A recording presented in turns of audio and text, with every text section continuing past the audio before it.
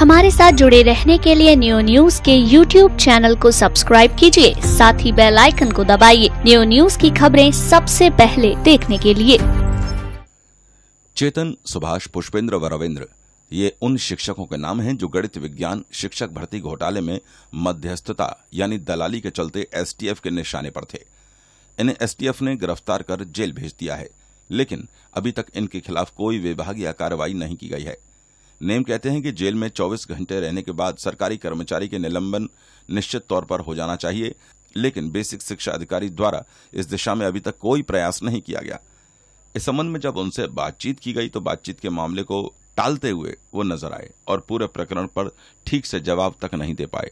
उसमें पहले भी हमने बताया था कि उसमें तथ्यात्मक जांच की जा रही है, क्योंकि कोई निर्दोष के खिलाफ एफआईआर ना हो जाए, वो उसकी जांच की जा रही है कि 108 वो लोग जो हैं पूरी तरह से वो दोषी होने चाहिए और इसका परीक्षण किया जा रहा है और उसकी कमेटी बना दी गई है। एओ साहब हैं, डाइट बेचारे साहब हैं और हमारे स्टाफ के लोग हैं।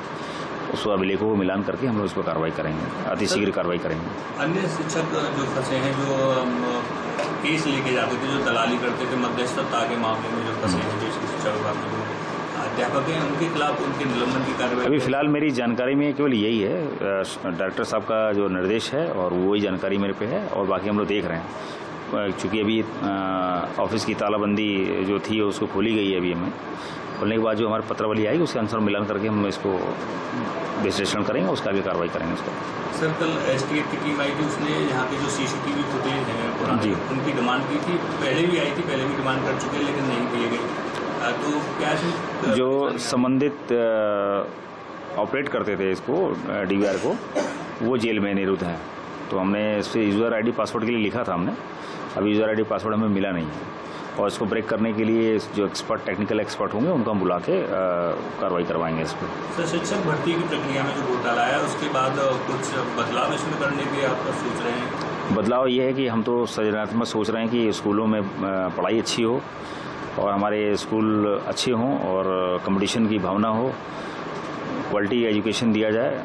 इसी प्रकार जैसे इंग्लिश मीडियम को तय किया गया, शासन ने तय किया है, उसको हम आगे बढ़ाएं। निःशुल्क पाठ्य पुस्तक है, जूते मोजे हैं, समय पर उपलब्ध हो सकें, हमारा यही मकसद है। हमारे साथ प्रशासन का भी यही मकसद है और हम लोग यही चाहते हैं, सरकार भी यही चाहती है कि जितना बेहतर स्कूल हम दे सकें और जितनी अच्छी पढ़ाई कर सकें, और हमारा ये उद्देश्य है। प्रक्रिया में कुछ आप सुझाव देने की सोच कह रहे थे, कुछ संस्तुति की जाएगी? हाँ, एक हम लोग इसमें आपस में विचार ये कर रहे थे कि चूँकि कुछ ऐसी देखने को मिलता है कि पहले लोग ज्वाइन करा लेते हैं, अपनी नियुक्ति प्राप्त करते हैं, उनके अभिलेख बाद में गलत निकलते हैं, फिर उनको हटाने की कार्रवाई बड़ी दिक्कत में होती है हम लोग को। हमें चाहेंगे सब पहले समस्त अभिलेखों का सत्यापन हमारे पास आ जाए, तो उसके मेरिट हम उसको ज्वाइन करें, जिससे ये होगा कि इस प्रकार की जो दिक्कतें हैं वो हमेशा उसका निस्तारण हो चुका हुआ। पहले में हर जो भी ज्वाइनिंग हम इतना समय ले लें, 15-20 दिन का हम सत्यापन करा लें, इसके बाद हम वेटिंग जारी करें और एनआईसी सूची में चस्पा करें। इसके बाद जो भी गलत लोग होंगे पहले हट जाएंगे और इसके बाद ये देखने को मिलेगा कि जो अभ्यर्थी चयन हो रहे हैं पूरी तरह से सही रहेंगे। वहीं इस समय जो भर्ती घोटाले की जांच में अहम भूमिका निभाने वाली जिला चयन समिति के अध्यक्ष व डाइट प्राचार्य डॉक्टर मुकेश अग्रवाल से बात की गई तो उन्होंने कहा कि अब तक बीएसए को पकड़े गए शिक्षकों के खिलाफ कार्रवाई कर देनी चाहिए थी। उन्होंने बताया कि जेल में रहने के 24 घंटे बाद ही सरकारी कर्मचारी को निलंबित किया जाने का नियम है।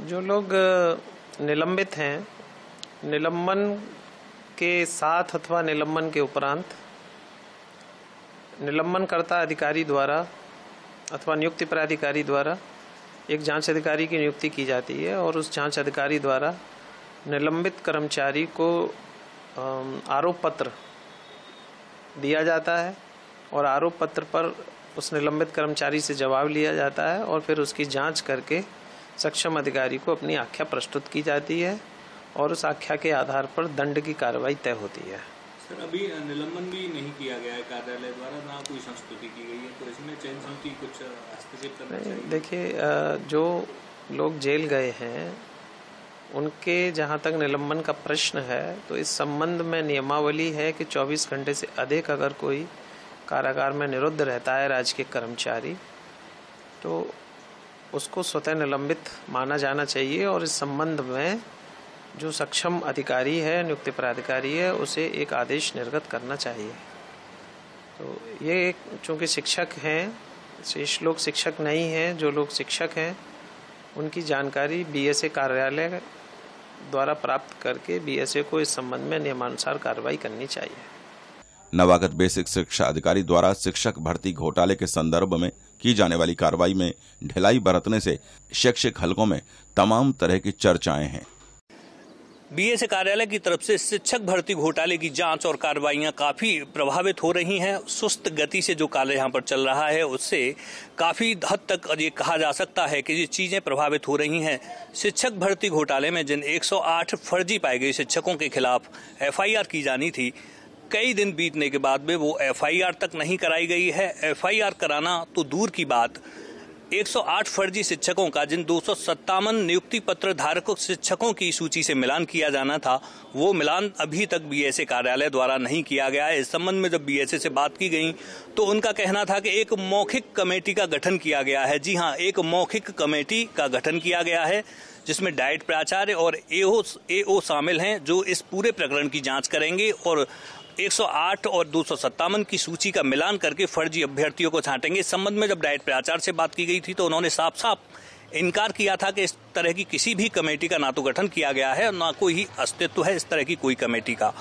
और अब तक इन शिक्षकों के खिलाफ एफआईआर करा देनी चाहिए थी बेसिक शिक्षा विभाग को। इसके साथ साथ जिन शिक्षकों को मध्यस्थता यानी दलाली के आरोप में पकड़ा गया है, जो जेल की हवा खा रहे हैं, उनको भी बेसिक शिक्षा कार्यालय द्वारा निलंबित कर दिया जाना चाहिए था। नियम ये कहते हैं कि अगर कोई शिक्षक 24 घंटे तक हवालात में रहता है, जेल में रहता है, तो उसका स्वतः निलंबन माना जाता है। लेकिन जब इस संबंध में बीएसए से बात करने की कोशिश की गई तो वो कोई ठोस जानकारी नहीं दे पाए, कोई सही जवाब तक उनके पास नहीं था। इस संबंध में डाइट प्राचार्य का ये कहना है कि 24 घंटे हवालात में या जेल में काटने के बाद में उसका स्वतः निलंबन होना चाहिए और अब तक बीएसए कार्यालय को, नवागत बीएसए को उन शिक्षकों के खिलाफ कार्यवाही कर देनी चाहिए थी, उनका निलंबन कर देना चाहिए था, लेकिन ऐसा नहीं हुआ है। अब ये समझ में नहीं आता कि नवागत बीएसए किस उद्देश्य के अंतर्गत इस पूरी जांच प्रक्रिया को ढीला पाड़ रहे हैं और जो निर्देश ऊपर से शासन से मिले हुए हैं उनको अंजाम देने में बचते नजर आ रहे हैं। न्यूज़ के लिए कैमरामैन ब्रजवासी के साथ वेद प्रकाश गौतम।